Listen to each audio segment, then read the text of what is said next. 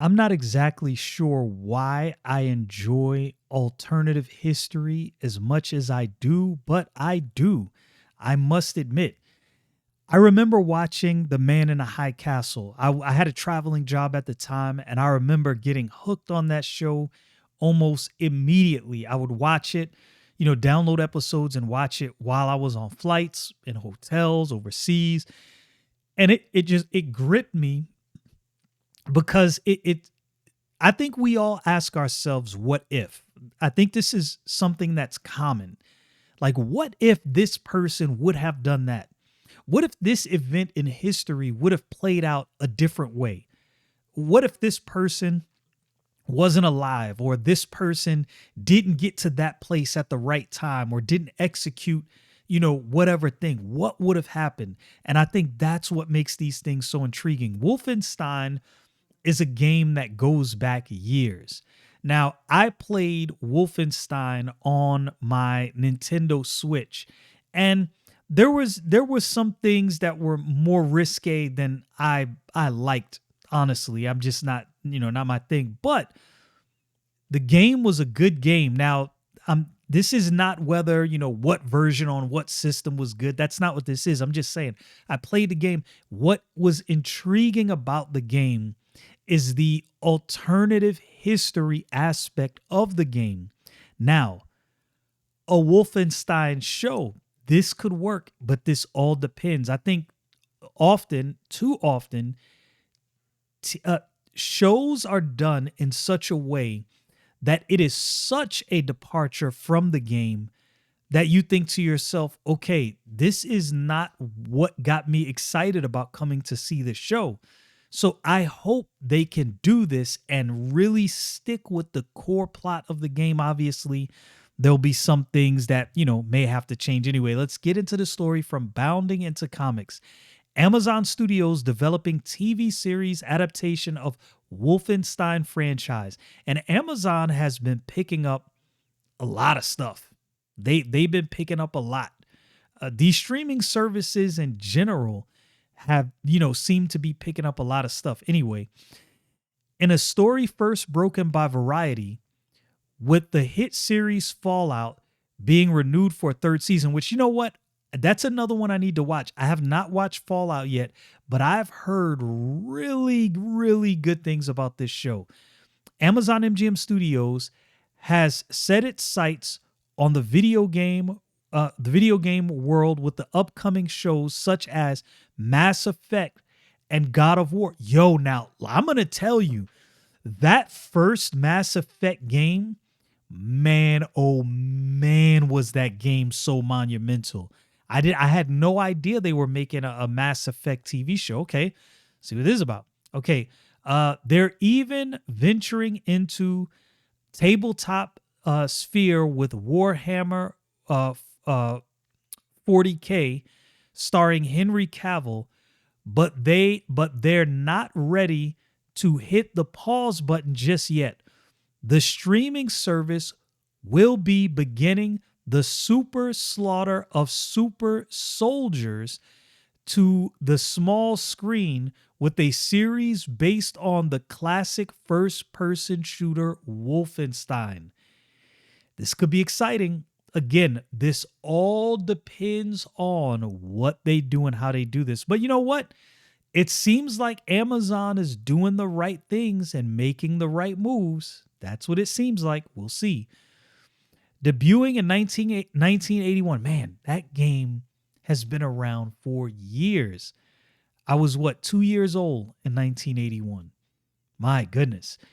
Um, on PC, Castle Wolfenstein puts the player in the role of an Allied POW during World War II who is locked in a Nazi castle awaiting interrogation by the SS stormtroopers. While they're waiting for this, a dying prisoner emerges from a hiding place to hand the player a fully loaded pistol with 10 rounds and 3 grenades before passing away. The objective is to escape from the castle. And if the player finds the battle plans before escaping, they are promoted and the complexity of the subsequent run will be increased, while the castle layout changes and the game starts again. And of course, this game has evolved to be more over the years, and some of the newer games are definitely, in my opinion, some of the best in the Wolfenstein franchise. The game was critically acclaimed and became one of the highest selling games of the early 1980s. It was followed by Beyond Castle Wolfenstein, Wolfenstein 3D, Return to Castle Wolfenstein, Wolfenstein Enemy Territory, Wolfenstein RPG, Wolfenstein 2009, Wolfenstein The New Order, Wolfenstein Old Blood, Wolfenstein 2, The New Colossus, Wolfenstein Youngblood, and Wolfenstein Cyberpilot. Castle Wolfenstein would lay the foundation for first-person shooter games that influence future classics such as Doom, Counter-Strike, Halo, Borderlands, every Tom Clancy game, and the forgotten 1980 gem, the Super Spy for Neo Geo. You know what's funny? I forgot all about Neo Geo. Neo Geo was a good console, but I wonder if it's just nostalgia glasses, because I don't really remember much from Neo Geo. I just remember it was like the most groundbreaking console at the time. And you know what? I gotta look back because I don't know how well it sold or didn't sold. Serving as the creator, writer, executive producer, and showrunner will be Patrick Somerville under his Chaotic Good TV production banner. Executive producers are Fallout alum Jonathan, Christopher's little brother, Nolan, Lisa Joy, and Athena Wickman through Kilter Films. You could get it out. James Adelman of Keyframe Films and Jerk Gustafson of Wolfenstein developer Machine Games. A fan of Wolfenstein games since childhood, Somerville is best known for creating the shows Maniac at Netflix and Station 11 at HBO Max, along with serving as executive producer on both and the showrunner on Station 11. He was also a writer, supervising producer on the critically acclaimed HBO series The Leftovers, The Bridge, and 24 Live Another Day. He's got some stuff under his belt.